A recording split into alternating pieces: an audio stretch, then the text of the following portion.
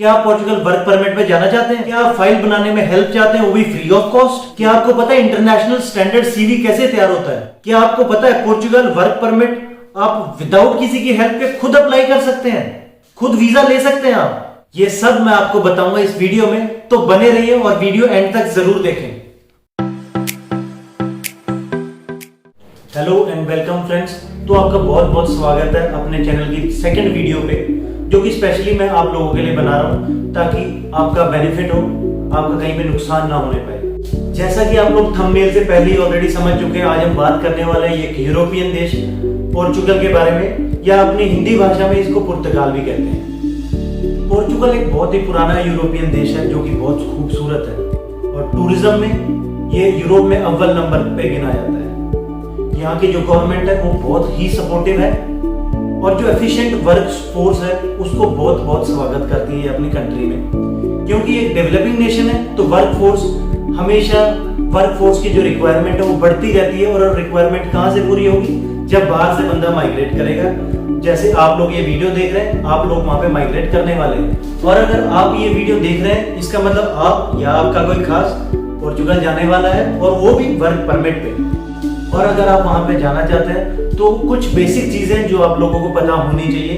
तो चलिए let's start. Portugal European country के होने के साथ साथ एक शेंगन कंट्री भी है, और इसकी कैपिटल है लिस्बन। यहाँ पे काफी सारी लैंग्वेजेस बोली जाती हैं, पर सबसे मेन जो यहाँ पे वो पोर्चुगीज लैंग्वेज बोली जाती है, और सेकेंडरी लैंग्वेजेस में इंग्लिश आ जाती है, फ्रेंच भी वहाँ पे बहुत बोली जाती है, और थोड़ी बहुत स्पेनिश भी यूज होती है। तो नेक्स्ट हम आ जाते हैं यहाँ पे यूज होने वाली करेंसी के बारे में, यूरोज। जैसे यहाँ पे इंडियन रुपीज है, वहां पे यूरो यूज होते हैं, और एक यूरो की कीमत इंडियन रुपीज से अगर आप कंपेयर करते हैं तो लगभग 90 रुपए के आसपास है। तो ये होगी कुछ बेसिक सी बातें जो ऑलरेडी आपको पता होंगी, या फिर अब पता चल चुकी हैं। अब नेक्स्ट हम आ जाते हैं पोर्चुगल के एम्प्लॉयमेंट सेक्टर पे, कि यहाँ पे कौन कौन सी जॉब्स अवेलेबल हैं। अगर वो जॉब्स अवेलेबल हैं तो वो जॉब्स किसको मिलेगी, और मिलेगी तो कैसे मिलेगी, अप्लाई कैसे करना है। तो अब हम बात करते हैं उन सेक्टर्स के बारे में जहाँ पे मेनली आपको जॉब्स मिल सकती है। सबसे पहले इस जगह आ जाता है एग्रीकल्चर सेक्टर। जो एग्रीकल्चर सेक्टर है वहाँ पे बहुत फार्मर्स की रिक्वायरमेंट रहती है, ऑब्वियसली हमेशा रहती है, ठीक है। और जो सेकंड फील्ड है, जो अगर हम देखें तो एक होटल और टूरिज्म इंडस्ट्री जो है, वहाँ पे बहुत सारी जॉब्स हैं। पर ये डिपेंड करता है आप उस फील्ड में कितने एक्सपीरियंस हैं, या आपकी क्वालिफिकेशन क्या है। अगर जैसे आप शेफ के लिए अप्लाई कर रहे हैं, तो आपने वो कोर्स किया है कि नहीं, आप कहाँ से आपका एक्सपीरियंस है, कौन से होटल में आपने काम किया है, कितनी देर काम किया है, वो ये सब चीजें मैटर बिल्कुल करती हैं। आपकी खासकर क्वालिफिकेशन बहुत मैटर करती है। अगर आपने होटल मैनेजमेंट का कोर्स किया है तो और बेटर हो जाता है। यहाँ के होटल्स में आपको बहुत अच्छी जॉब भी मिल सकती है, as on post of manager या सुपरवाइजर की जॉब मिल सकती है। बट वो सबसे ज्यादा चीज जिस चीज पे वो डिपेंड करता है वो है कि आपने पहले जॉब कहाँ की है। अगर आपने किसी इंटरनेशनल रिसोर्ट पे या होटल में, 5 स्टार होटल में जॉब की हुई है, तो वहां पे ऑब्वियसली आपको कंसिडर करेंगे, तो आप उसी हिसाब से अपनी जॉब अप्लाई कर सकते हैं। नेक्स्ट सेक्टर जिसकी हम बात अभी करने वाले हैं वो है आईटी सेक्टर। और आप सबको पता है आईटी प्रोफेशनल की जरूरत हर कंट्री में है, और खासकर यूरोप में वो डिमांड बढ़ती जा रही है, और वो कभी रुकने वाली नहीं है। तो अगर आप अच्छे जगह पे काम कर चुके हैं, एक आईटी प्रोफेशनल है, और एक्सपीरियंस आपका बहुत अच्छा है, तो आपको 100% वहां पे एक अच्छी जॉब मिल सकती है। ये तो बात होगी आपको कौन कौन से सेक्टर में जॉब्स मिल सकती हैं, क्या क्या जॉब मिल सकती है। पर सबसे मेन जो चीज है, ये जॉब्स मिलेंगी कैसे, हम कैसे अप्लाई करेंगे। तो चलिए मैं आपको बताता हूँ कैसे हम अप्लाई करेंगे। अगर आपको ये जॉब अप्लाई करनी है, तो सबसे इंपॉर्टेंट चीज जो आप लोगों ने ध्यान रखनी है वो है कि किसी भी फेक एजेंट से दूर रहे, किसी फेक वेबसाइट से दूर है जो आपको जॉब दिलाने का वादा तो करती है पर जॉब दिलाती नहीं है। क्योंकि इंडिया में कई इलाके ऐसे हैं, खासकर जैसे गुजरात हो गए या अपने नॉर्दर्न इलाकों में भी काफी, वहां पे 70 to 80% सर्वे के अकॉर्डिंग 70 to 80% फ्रॉड्स ही हैं।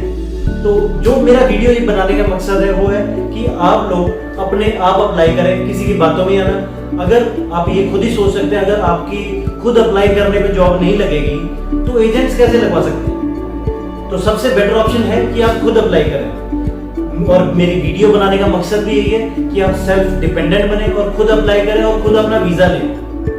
और ये जैसे आप मेरी वीडियो ये पूरी देखेंगे उसके बाद आप अप्लाई करते हैं, आपको कहीं पे भी किसी चीज की जरूरत पड़ती है, किसी एडवाइस की जरूरत पड़ती है, किसी ओपिनियन की जरूरत पड़ती है, तो आप बेझिझक मेरे को मेल कर सकते हैं। मेरी मेल आईडी डिस्क्रिप्शन बॉक्स में ऑलरेडी दी है, आप मेरे को जब मर्जी मेल कर सकते हैं। और सबसे मेन बात, ये फ्री ऑफ कॉस्ट है, इसके कोई चार्जेस नहीं है। मैं 24 घंटे आप लोगों की हेल्प करने के लिए अवेलेबल हूँ, वो भी जीरो कॉस्ट, कोई चार्जेस इसके बिल्कुल भी नहीं है। जब भी आप अप्लाई करें ध्यान रखिए आप एकदम जेन्युइन जॉब पोर्टल से ही अप्लाई करें, जैसे ec.europa.eu आप वहां से अप्लाई कर सकते हैं, या और भी हैं जहां से आप अप्लाई कर सकते हैं, जो मैं आपकी हेल्प के लिए डिस्क्रिप्शन बॉक्स में दे दूंगा, आप वहां से अप्लाई कर सकते हैं। आप जब भी कभी अप्लाई करते हो एक फॉरेन कंट्री में या फिर इंडिया में भी किसी भी जॉब के लिए अप्लाई करते हो, सबसे पहला काम क्या होता है? बिल्कुल हाँ, CV।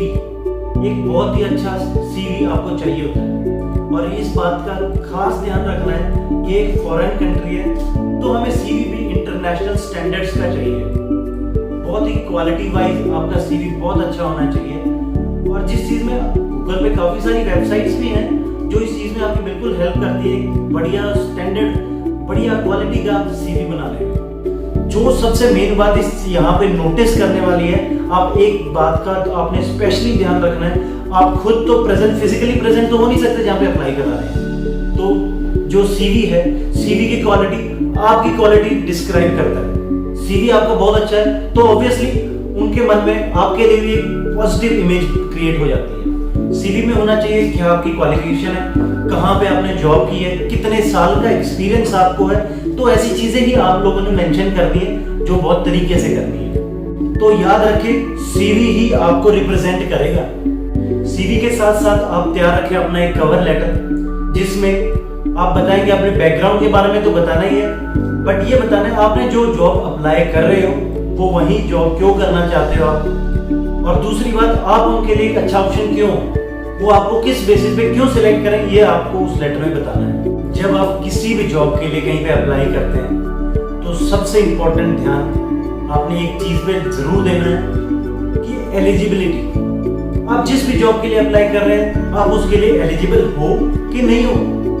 ऐसे नहीं कि आप उन्होंने मांगी है एक प्रोफेशनल बैचलर्स डिग्री और आपके पास वो है नहीं और फिर भी आप अप्लाई कर रहे हैं, तो वहां से उनका रिवर्ट आना या आपको जॉब मिलना वो ऑलमोस्ट इम्पॉसिबल है। तो ऐसा काम करो ना, जहां पे आपकी एलिजिबिलिटी है वहीं पे अप्लाई करो, तो आपको जॉब मिलने के चांसेस ज्यादा होते हैं। जो एम्प्लॉयर्स की रिक्वायरमेंट है वो अच्छे से आप पढ़ें, अगर आप वो सारी रिक्वायरमेंट्स फुलफिल कर पा रहे हैं तो आप जॉब अप्लाई करें और पूरे चांसेस है कि आपको जॉब मिल भी जाएगी। अब नेक्स्ट सपोज करते हैं आपने जो CV भेजा है, जो एक कवरिंग लेटर भेजा है, उसके बेसिस पे आपने अपने आप को बहुत अच्छे से रिप्रेजेंट किया और आप सिलेक्ट हो गए, तो इसके बाद क्या?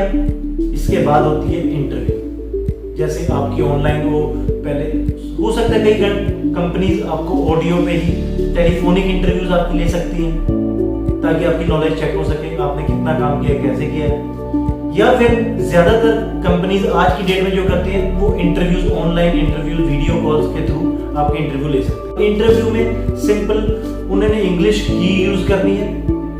देखो अगर आप अप्लाई कर रहे हो तो इंग्लिश तो आपको आनी चाहिए, और ये नहीं कि बेसिक लेवल की आनी चाहिए, इंटरमीडिएट में तो कहूँगा इंटरमीडिएट लेवल की आनी चाहिए, क्योंकि वो चाहते हैं ना सिर्फ आप उनकी इंग्लिश समझे, आप इंग्लिश बोले भी, तो आपकी जो इंग्लिश है वो इंटरमीडिएट होनी चाहिए। मैं तो कहता हूँ जरूरी भी है। तो अगर आपकी अच्छी इंग्लिश नहीं है तो अप्लाई करने से पहले आप स्पोकन इंग्लिश की क्लासेस वगैरह लगा सकते हैं, तो वो आपके लिए बहुत ही अच्छा पॉइंट हो जाएगा। अगर आपके दिमाग में सवाल है तो वो होगा कि इंटरव्यू में ऐसा पूछेंगे, क्या पूछेंगे वो इंटरव्यू में कुछ नहीं पूछते। जिस हिसाब से अपना CV बनाया है, जैसे आपने बोला है कि मैंने यहाँ पे जॉब की है और ये मेरे को एक्सपीरियंस है, वो उसी से रिलेटेड क्वेश्चन पूछेंगे। वो ये देखना चाहते हैं कि आप सच्ची में वेल क्वालिफाइड हो, आपने वो जॉब की है और आप उनकी जो जॉब है वो हैंडल कर पाओगे कि नहीं। मैं तो बात कर रहा हूँ सिर्फ पोर्चुगल की नहीं, किसी भी यूरोपियन कंट्री में या किसी और फॉरेन कंट्री में अगर आप जॉब के लिए अप्लाई कर रहे हो, सबसे मेन चीज है पेशेंस। आप में पेशेंस होना चाहिए। कई बार वो 1 महीने बाद भी आपका रिप्लाई करती है, कई बार उससे भी ज्यादा हो सकता है। तो आपको पेशेंस होना बहुत जरूरी है आपके अंदर। एक और बात का ध्यान रखें, आप किसी भी एजेंसी के पास अगर अप्लाई कर रहे हैं, किसी भी जेन्युइन एजेंसी के पास, तो अगर बाई चांस वो लेट रिप्लाई करते हैं या रिप्लाई नहीं करते हैं, तो हिम्मत हार के नहीं बैठनी आप लोगों ने कि नहीं यार मेरा नहीं हुआ। आपने फॉलो अप लेना है, आप उनको मेल्स करो, पूछो कि क्या दिक्कत है। हो सकता है क्या पता उन्होंने मेल आपकी ना पढ़ी है, सीवी आपके सीवी के थ्रू गो थ्रू ना हुए, तो आप उनका फॉलो अप लेते रहिए। एक बार नहीं, 2 बार नहीं, 3 बार लेके देखिए। अगर फिर नहीं आता फिर आप ना करें। आपने एक अच्छी जॉब के लिए वेल क्वालिफाइड अगर आप हो, एलिजिबल हो, उनकी रिक्वायरमेंट पूरी कर रहे हो, तो रिप्लाई जरूर आएगा।